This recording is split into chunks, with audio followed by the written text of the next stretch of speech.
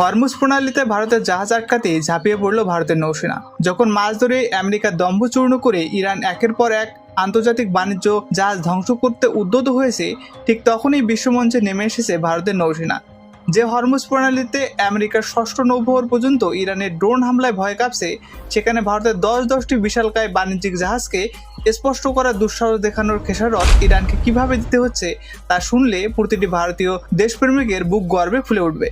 Iran ভেবেছিল তারা গোটা বিশ্বের তেলের সাপ্লাই চেনকে আটকে রেখে সুপার পাওয়ারদের ব্ল্যাকমেল করবে, কিন্তু তারা জানতো না যে ভারতের স্বার্থে আঘাত লাগলে দিল্লির তরফ থেকে যে জবাব আসবে তা তেহরানের শাসকরা স্বপ্নেও কল্পনা করতে পারেনি। আজকের এই চরম উত্তেজনাপূর্ণ ভিডিওতে দেখাবো কিভাবে ইরান সীমান্তে ভারতের সামরিক শক্তি নিজের তেজ দেখাতে শুরু করেছে এবং ভারতের এই এক সালে কিভাবে পুরো গ্লোবাল ইকোনমি রক্ষা পাওয়ার এক নতুন পথ খুঁজে পেয়েছে।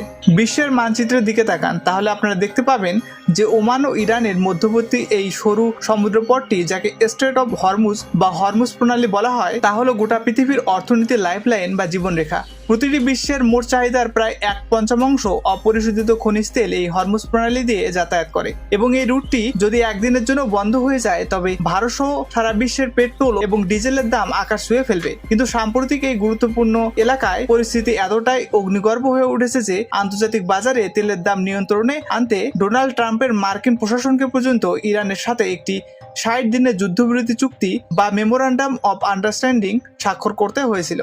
সুইজারল্যান্ডে এই দীর্ঘ আলোচনার পর যখন মনে হচ্ছিল যে পরিস্থিতি এবার স্বাভাবিক হতে চলেছে এবং সমস্ত বাণিজ্য জাহাজ শান্তিতে চলা করতে পারবে, ঠিক তখনই ইরান নিজের আসল রূপ দেখাতে শুরু করেছে এবং হরমুজ প্রণালীতে নিজেদের নৌবাহিনীর শক্তি প্রদর্শন করে ওমানের জলসীমার কাছে এক ভয়ঙ্কর তাণ্ডব চালায়। ইরানের এই আগ্রাসনের মূল উদ্দেশ্য হলো তারা আন্তর্জাতিক নিয়মকে বুড়ো আঙ্গুল দেখিয়ে নিজেদের উপকূলের কাছে 2 থেকে 3টি নির্দিষ্ট রুট তৈরি করেছে এবং নির্দেশ জারি করেছে যে কোনো আন্তর্জাতিক জাহাজ যে সেখান দিয়ে যেতে হলে অন্তত 48 ঘন্টা আগে ইরানের নবগঠিত পার্সিয়ান গালফ স্টেট অথরিটির ওয়েবসাইটে গিয়ে ফর্ম পূরণ করে অনুমতি নিতে হবে।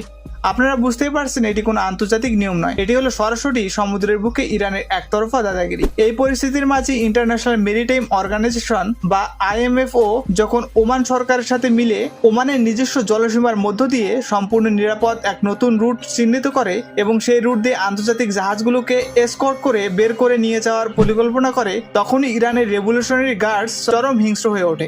ইরান সরাসরি হুমকি দেয় যে তাদের অনুমোদিত রুট ছাড়া অন্য কোনো পথ দিয়ে যদি কোনো জাহাজ হরমুজ প্রণালী পার হওয়ার চেষ্টা করে তবে তার উপর সরাসরি ক্ষেপণাস্ত্র বা ড্রোন হামলা চালানো হবে। এই চরম উত্তেজনার মধ্যেই যখন ওমান ও আন্তর্জাতিক মেরিটাইম অর্গানাইজেশনের সবুজ সংকেত পেয়ে সিঙ্গাপুরের পতাকাবাহী একটি বিশালকায় কার্গো জাহাজ যার নাম এলভি এভার লাভলি ওমানের উপকূল থেকে মাত্র 7.5 নটিক্যাল মাইল দূরে গিয়ে অর্থাৎ সম্পূর্ণ ওমানের সার্বভৌম জলসীমার ভিতরে গিয়ে এগিয়ে যাচ্ছিল, তখন ইরান সমস্ত আন্তর্জাতিক আইন ভেঙে সেই নিরাপরাধ জাহাজের উপর আত্মঘাতী ড্রোন হামলা চালিয়ে দেয়। ইরানের এই ড্রোন হামলায় সিঙ্গাপুরের সেই জাহাজের উপরের ডেক বা ব্রিজটি মারাত্মকভাবে ক্ষতিগ্রস্ত হয় এবং পুরো বিশ্ব এক মুহূর্তের জন্য স্তব্ধ হয়ে যায়। এই ভয়ঙ্কর ঘটনার পর যখন ভারতের প্রায় 10টি জাহাজ এই একই রুট দিয়ে হরমুজ প্রণালী পার হওয়ার জন্য অপেক্ষা করছিল, তখন সুরক্ষার কথা চিন্তা করে আন্তর্জাতিক মেরিটাইম অর্গানাইজেশন তাদের সম্পূর্ণ উদ্ধার কাজ সাময়িকভাবে স্থগিত করে দেয় এবং ভারতীয় জাহাজগুলোকে মাছ ধরিয়ে এর থেকেই ইউটার্ন দিয়ে নিরাপদ আশ্রয় ফিরে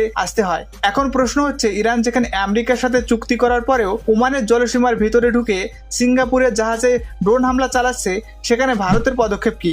এই ঘটনার ঠিক পরেই মার্কিন যুক্তরাষ্ট্রের হোয়াইট হাউস থেকে পেন্টাগন পর্যন্ত তোলপাড় শুরু হয়ে যায় এবং আমেরিকার উপরাষ্ট্রপতি জেডি ভ্যান্স নিজের অফিসিয়াল সোশ্যাল মিডিয়া অ্যাকাউন্টে একটি অত্যন্ত কড়া ও সরাসরি বার্তা জারি করেন, যা হুবহু আন্তর্জাতিক গণমাধ্যমে প্রকাশিত হয়েছে।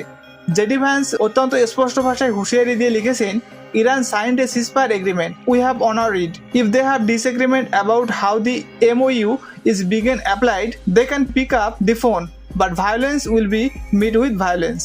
অর্থাৎ ইরান একটি যুদ্ধবিরতি চুক্তি স্বাক্ষর করেছিল, আমরা তা সম্মান করেছি, কিন্তু যদি তাদের কোনো দ্বিমত থাকে তবে তারা ফোন করে কথা বলতে পারত। সহিংসতার জবাব কিন্তু সহিংসতা দিয়েই দেওয়া হবে। আর এই বক্তব্যের পরেই মার্কিন সেন্ট্রাল কমান্ড বা সেন্টেকম ইরানের মিসাইল এবং ড্রোন স্টোরেজ ডিপোগুলোতে একের পর এক বিমান হামলা চালিয়ে তেহরানকে স্তব্ধ করে দেয়। কিন্তু এই পুরো বিশ্বযুদ্ধের মতো পরিস্থিতির মাঝে ভারতের দৃষ্টিকোণ এবং ভারতের স্ট্র্যাটেজি সম্পূর্ণ আলাদা এবং অত্যন্ত দূরদর্শী। ইরান যখন হরমুজ প্রণালী আটকে ভারতকে বিপদে ফেলার চেষ্টা করছে, ঠিক তখনই ভারত সরকার পৃথিবীর অপর প্রান্তে এমন এক ভয়ঙ্কর কাউন্টার স্ট্র্যাটেজি বা পাল্টা চাল চলেছে যা দেখে চীন এবং পাকিস্তানের মতো শত্রুরাও ভয় কাঁপতে শুরু করেছে।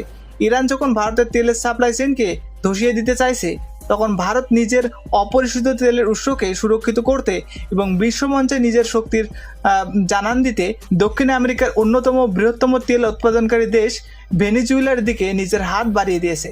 ভেনেজুয়েলা সম্প্রতি দুই অত্যন্ত শক্তিশালী ও বিধ্বংসী ভূমিকম্প হয়েছে, যার ফলে তাদের পুরো তেল ও গ্যাস উত্তোলনের পরিকাঠামো মারাত্মকভাবে ক্ষতিগ্রস্ত হয়েছে। আর এই সুযোগেই ভারত সরকার সেখানে লঞ্চ করেছে এক ঐতিহাসিক মিশন, অপারেশন অমস্তাদ। আপনারা অনেকেই জানেন না যে স্প্যানিশ ভাষায় অমস্তাদ শব্দের অর্থ হলো বন্ধুত্ব, এবং ভারতের কঠিন সময় ভেনেজুয়েলার পাশে দাঁড়াতে বীর ভারতীয় ফৌজের অন্যতম কন্টিনজেন্ট অর্থাৎ 60 হসপিটালের 21 জন দক্ষ সদস্যকে পাঠিয়েছে, যার মধ্যে 9 জন অত্যন্ত অভিজ্ঞ মিলিটারি ডাক্তার রয়েছেন। ভারতের বিমান বাহিনী দুটি বিশাল আকারের C-17 Globemaster military transport aircraft, ton ton জীবনদায়ী ঔষধ, humanitarian relief material, mobile ambulance এবং ভারতের তৈরি বিশ্ববিখ্যাত সম্পূর্ণ পোর্টেবল মডিউলার হাসপাতাল ভীষ্ম কিউব নিয়ে ভেনেজুয়েলার উদ্দেশ্যে রওনা হয়ে গেছে, যা মাত্র কয়েক মিনিটের মধ্যে যুদ্ধক্ষেত্রে বা দুর্যোগ কবলিত এলাকায় স্থাপন করে একসাথে 200 জন গুরুতর রোগীকে ট্রমা কেয়ার, জটিল সার্জারি এবং এমার্জেন্সি লাইফ সাপোর্ট দিতে সক্ষম। ভারতের সেনা বসুন্ধৈব কুটুম্বকমের মন্ত্রকে ধারণ করে ভেনেজুয়েলার মাটিতে এই ফিল্ড হাসপাতাল তৈরি করে ফ্রিতে চিকিৎসা শুরু করে দিয়েছে। এবার আপনার মনে প্রশ্ন উঠতে পারে যে ইরান হরমুজ প্রণালীতে ভারতের জাহাজ আটকাচ্ছে আর ভারতের সেনা পাঠাচ্ছে ভেনেজুয়েলায়, এর পেছনে আসল ভূ রাজনৈতিক রহস্যটা কি? অভিজ্ঞ অ্যানালিস্ট হিসেবে আমি আপনাদের বুঝিয়ে বলছি, ভারত তার মোট অনুমোদিত অপরিশোধিত তেলের 4.6% ভেনেজুয়েলার থেকে কেনে, যা বন্ধ হয়ে গেলেও ভারতের অর্থনীতিতে তেমন বড় প্রভাব পড়বে না। কিন্তু ভেনেজুয়েলার এই চরম সংকটের দিনে ভারতীয় ফৌজের এই সরাসরি প্রবেশ এবং ভারতের চিকিৎসা এবং পরিকাঠামোগত সাহায্য আসলে আমেরিকার ডোনাল্ড ট্রাম্প প্রশাসন এবং মধ্যপ্রাচ্যে ইরান উভয়কেই এক লাইনে করা বার্তা দেয়। ভারত বুঝিয়ে দিচ্ছে যে যদি হরমুজ প্রণালীতে ইরানের দাদাগিরির কারণে ভারতের তেল আমদানিতে সামান্যতম সমস্যা তৈরি হয়, তবে ভারতের কাছে ভেনেজুয়েলা সহ বিশ্বের অন্যান্য প্রান্তে তেলের বিকল্প খনিজ রয়েছে। ভারত কোনো একটি নির্দিষ্ট রুটের উপর নির্ভরশীল নয় এবং ভারতের জাহাজের দিকে যদি কেউ চোখ তুলে তাকায়, তবে তা শুধু নিজের জাহাজকে ইউটার্ন করিয়ে সুরক্ষিত করতে পারে না, বরং প্রয়োজন পড়লে পৃথিবীর যে কোনো প্রান্তে নিজেদের সামরিক পরিস্থিতি হাজির করে নতুন গ্লোবাল এমার্জেন্সি রুট তৈরি করার ক্ষমতাও রাখে। একদিকে হরমুজ প্রণালীতে ইরানের ড্রোনের মুখে নিজেদের জাহাজকে বুদ্ধি খাটিয়ে বের করে আনা এবং আমেরিকাকে দিয়ে ইরানের ড্রোন ও মিসাইল ঘাঁটি ঘুরিয়ে দেওয়া, অন্যদিকে ভেনেজুয়েলার মিলিটারি হসপিটাল পাঠিয়ে তাদের তেল পরিকাঠামোকে ভারতের প্রতি কৃতজ্ঞতায় আবদ্ধ করা, একই সাথে কানাডার বুক থেকে খলিস্তানিদের শিখর উপড়ে ফেলার জন্য আন্তর্জাতিক চাপ সৃষ্টি করা, এই সব কিছু প্রমাণ করে যে আজকের ভারত 19 নম্বর বা 20 নম্বরের কোনো দুর্বল দেশ নয়। এটি হলো একবিংশ শতাব্দীর নতুন এক আত্মনির্ভরশীল ভারত। তাই আসুন আমরা সবাই মিলে আমাদের দেশের এই বীর সেনা ও দূরদর্শী নেতৃবৃন্দকে স্যালুট জানাই। জয় হিন্দ, বন্দে মাতরম।